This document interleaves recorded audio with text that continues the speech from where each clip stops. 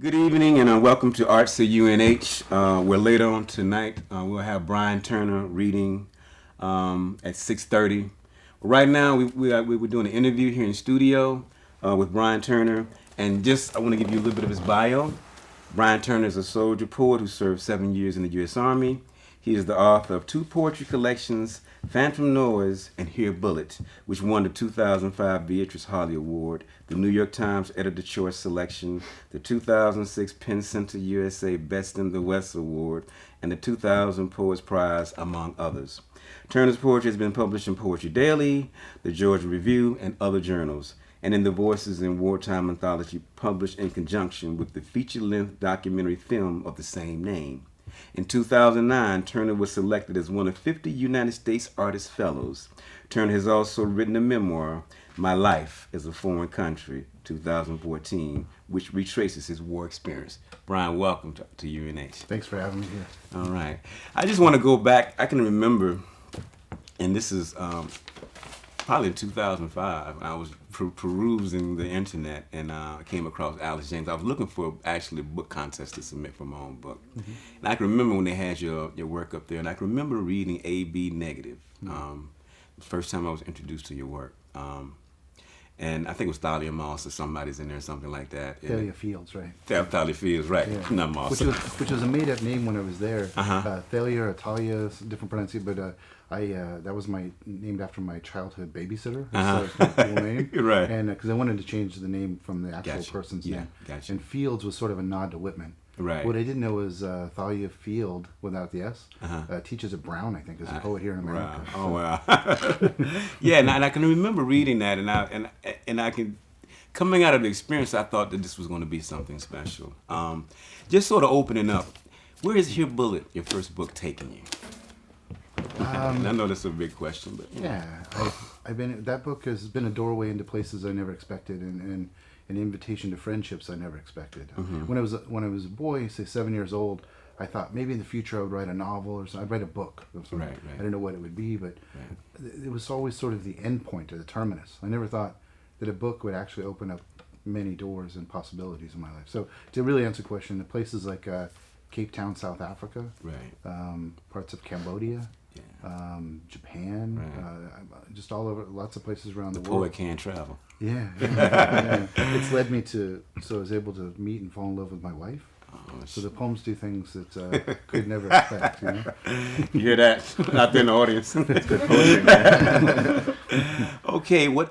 Also, another question before we get into, we have Josh Phillips and Dana Suffolk, two of my class students in creative writing. They have some questions for you. But before I get into that, I just want to real quickly talk about the sort of transition, or how did poetry prepare you to write your memoir? And I just want to hold it up for people to see My Life as a Foreign Country. Sure. How do you think poetry sort of prepared you to write that book? I think with this particular memoir, it's not like your standard sort of SEAL Team 6 memoir you might pick up off the shelf and with a straight linear narrative, preparation. Although the skeleton, if you deboned it like a fish, the skeleton of that kind of memoir might still be there. There's still sort of the pre-deployment, going to combat, things that happen in combat, coming back home on leave, going back to the return to war, and then when the return home, the soldiers return home, but it's in 136 sections with fragments. And they're just little pieces, and one fragment might be talking about war or childhood, and then with no connective tissue, suddenly you're just looking at a painting of a Japanese archer in Japan in a museum, and then it goes back to another. I think the idea of the jump cut, and the break between a stanza, that I trust that jump cut because of the time I've spent with poems. Gotcha. And poets and right. So Diana, you have any questions? I do. Just to kind of get a feel for like the background of your writing, I was wondering, because I know you were a student. You graduated. You got your MFA from either the University of Oregon, depends where you're from. And you also taught overseas. You taught English, I think, was it Korea? South Korea. Yeah. And you were also in the military. So how did that kind of assist in like the maturity and the development of your writing, like over time? I think. All through it, I've been a machinist, I've been a soldier, I've been a teacher, but all the through line is that I've written all the way through all those experiences. So I guess how have they helped me mature? Each book teaches me how to approach the next book, maybe. Okay. You know, and I wrote 7 manuscripts, full book-length collections on very focused topics prior to my first published book. I'm glad you said that. Can you?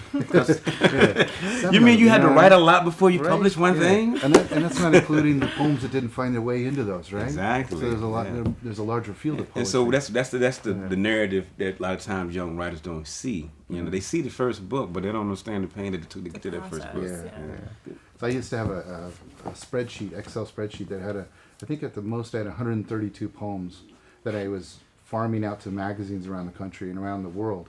And, I just track all the rejections that I would get, and then second rejection, third rejection, the time of rejection, that kind of thing. My strangest rejection was from New Zealand, because I remember thinking, no one seems to want to publish these as books, so maybe I can publish overseas. You know? So I sent them to New Zealand, and I got a rejection that was exactly this verbatim, said, don't even try to pass yourself off as Brian Turner, unquote. Like I've been trying to do that my whole life, you know. So Really? I Googled, I found at the time the poet laureate of the country, Brian Turner. You know, so I'm hoping someday to go open for him. Double bill, Brian Turner and Brian Turner. Right. Yeah. Two doppelgangers. Josh, what you got? I'd like to thank you for your service and for being here.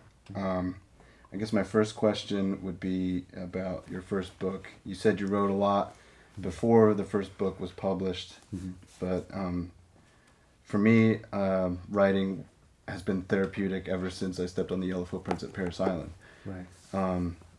When you got it published or put all those poems into that Excel spreadsheet, did you feel like it was a load off? Did you feel like you were providing a service for those who were ignorant to the issues? And could you talk about that? Yeah, there's a couple that I'll probably wander around in those questions. And thanks for your time in uniform as well. You know, my grandfather's a Marine. I almost joined the Marines twice when I was 19, but and then I waited. And later, when I was near 30, 31, I joined the Army. Because I thought, well, the Marines seem pretty tough. They got me young and stupid. Well, but thanks for your time in uniform and service. Thank you. I've rarely found poems to be where I felt an immediate sense of catharsis, where I got something off my chest, especially with the poems that I wrote in Here Bullet, my first published book. Those poems were written while I was in country in Iraq and in my notebook. So if I was writing, I had a chance, maybe 20 minutes, something, I'm working on a poem, the energy that propelled me to the page and made me want to write something was not relieved by the writing. It was the presence of death and the possibility of combat and all those sort of pressures of being isolated or far from home and the lack of freedom that we would have back home. You can't just drive out to a restaurant or hang out around town or meet friends somewhere, you know. All of those kind of pressures were not relieved by the poem itself, you know. Right. So it was a very unusual book for me compared to the others. I have felt one time, I was married previously, and I wrote a book in like 1 month. It was just a blur of poems that came out in a month. And they're not very good, but it was a good process for me, you know. I did feel that sense of catharsis, so I know poetry can be like that, but that's not normally my approach to the art. Okay. Usually, I'm trying to investigate, and my poems are a way of just exploring the landscape of the imagination, the world we live in, while I'm trying to ask the questions more clearly. Kind of paraphrasing William Matthews, I believe, that the job of the writer isn't to pose the solutions to the questions, but the job of the writer is to ask the questions more clearly. And that's what I try to do with poetry. Ben, you got anything? So your time in the Army definitely affected your writing a lot. I'm just wondering what was your motivation for joining the Army and when did you do that? How much time do we have on tape? But I mean, for years I've been asked a variation of that question, usually poetry readings, because I think a lot of it in the background for some people who come to a poetry and they see a soldier poet guy up there, it's hard to sort of put the two in the same body, a soldier and a poet. And I think that's because the stereotype of the soldier is John Wayne, tough guy, that kind of tough person. I should say men and women both serving in uniform. But I don't think it's fair to the people in uniform for us not to recognize their fuller humanity. Surely they listen to music. Some of them play guitar. They might paint. As well as mud, going out mudding and stuff, or going on a 10K run. They might also do Chinese ink brush painting. Who knows? There's a wide swath of America that serves in uniform. And then I think I drifted from your question. What was like your motivation for Yeah, enlisting? yeah, of course. Yeah, I'm like a ferret, you know. I think the shorthand, you know, because with a lot of our large-scale decisions in our lives, there's usually a field of reasons that join together to make us say we're going to do this or not do that.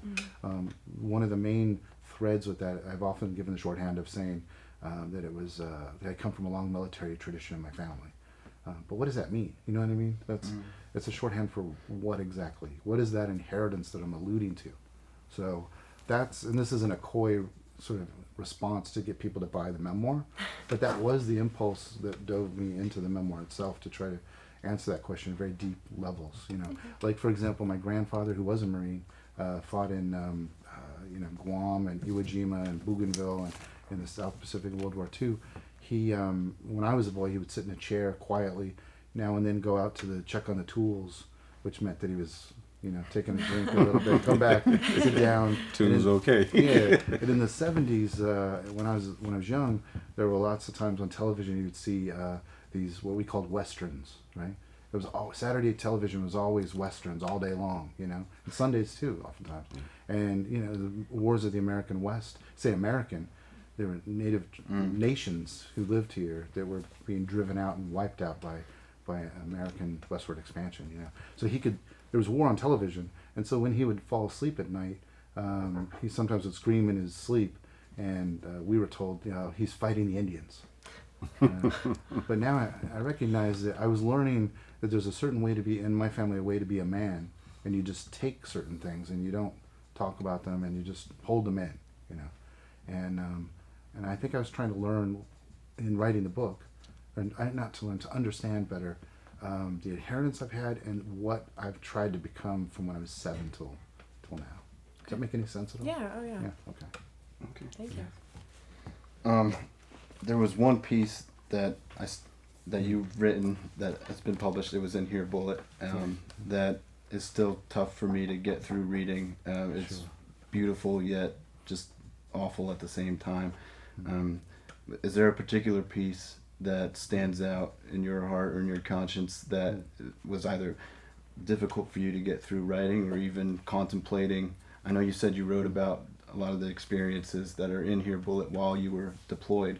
Right. I wrote all those while I was deployed. Right. Yeah. But in the second book, if you don't mind me ripping off your question, absolutely. I think the second book is where that appears more. There's a poem that I'll likely read tonight at the reading about rape in uniform, and that's a very hard poem for me to read, and it's just a difficult subject to approach, you know, right off the get-go. Absolutely. But I feel as a writer, it's important for me to not just because it's difficult, to not sidestep it and think, well, maybe someday I'll be able to write that poem, but do my best to do it now, you know. There's another poem about torture, for example. This is also difficult to go to. So each poem is difficult to approach in the beginning regardless. Right. You know, it might be an aesthetic thing, or it might be a political thing, or it might be, oftentimes it's a personal thing that I'm troubled by.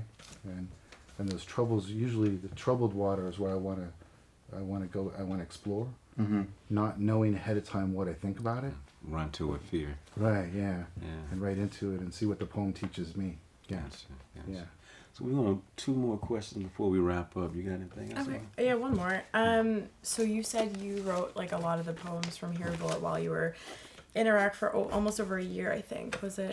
Just shy of a year. Okay, just shy of a year. So what did you take away most from that experience of living kind of in that whole environment during that time? Well, it's hard to boil down to one thing. Because there are tiny moments that are indelible and sort of watermarked as part of my personality. Yeah. And then I think part of it is that there was I never had a chance to have a conversation with anyone in Iraq where I was ever Brian. You know, first I have a uniform, so I have a warrior name, Sergeant Turner. Right. My larger personality, Brian, has been reduced to this sort of character, Sergeant Turner, who is an emissary in some sense because there's the flag of the United States, 300 million people in 50 states and territories is on my shoulder. I'm a representative from that, one small piece of this much larger presence behind me in any conversation. And then, to top it off, I've got an M4 carbine in my hand Right. when I'm talking. And even if I put it down and let it hang from its sling and I talk with my hands, there's a weapon hanging right there. Yeah. And between my heart and them, there's about 210 rounds of bullets sort of resting there between them. You know, what kind of conversation, what kind of friendship can you have in those conditions? You know, Right. so that's something that I'm trying to struggle with and trying to find a way to take off the uniform, become Brian again, and at the same time create conversations with people. The vast majority of Iraqis who I never was able to have a conversation like that with. Interesting. Through your experience deployed to Iraq, you obviously have a gold mine of material that's only privy to a certain percent of the population, and it's a minority. Now that you have 3 works published, what direction can we see you going in the future? Right. What do you have plans? I've got 5 or 7 books that I think I'm going to write. You know, but I'll have an idea of a project. Now I think it's brilliant. You know, I'm going to do that thing. But the poems that need to be written, they often have a different idea. Like Phantom Noise is not a book I plan to write. Really? I did think I would write a book, something like that. Right. Maybe 12, 15 years from now. But I'd read other books in between. But then these emails started percolating up into my life. You know, I'd be going about my day, go to a place like this, talk about maybe Hear a Bullet or something like that, and then working on other poems on this project I have in mind. And then I'd get an email from Bosch, my old rifleman. He'd gone back to Iraq. And it felt like while I was in America, where there is no war, it felt like the war was percolating into the cracks in the mortar that bind this part of the universe together. And so poems, they needed to be written more than the ones I wanted to write, you know. So that sort of constant, you know, conflict of what I want to write, what I think I'm interested in, what needs to be right. They sort of are in conflict oftentimes. I can sort of relate to that. And so I want to end with this question. I'm glad you brought that up. I know from my own experience, my second book was about incarceration, and I didn't think I was going to sort of revisit that anymore, and I actually did. I want to go back to you because I understand the idea sometimes as readers and audience and people who read your work necessarily want to look at you quote unquote as the soldier poet, right? Sure. Because I sort of get that as having been incarcerated as the prison poet, which is fine. I embrace that, in terms of because it's something I believe in terms of prison reform and things of that nature. Yeah. How do you? I'm sure. I'm sure it's something that you embrace, but talk about that process and being viewed like that, and then as artists, because we're always growing. And I know you're so far from here, Bullets, in terms of the writing somewhere else, but you every time you have to revisit a lot of these things. And so how does that work for you? Yeah. Well, right now I'm trying to find a way where I might just be able to maybe with one fell swoop just kind of blow it all out of the water. Right. That's what you got to do. So we'll see if it works. Yeah. But I'm working on this large project with quite a large number of personas, and I think I'm going to be the editor of this book of personas. Oh yeah. And so they'll be on a wide variety of topics and subjects, yeah. Different. And that's one of the things I guess to vary out a little bit. So, yeah. So it's a little bit of riffing off of Fernando Pessoa, who had 72 of them, right? Yeah. And so I've created 72 personas. Really? Yeah, with email addresses and cover letters and the whole thing. Will we get a chance to hear something tonight?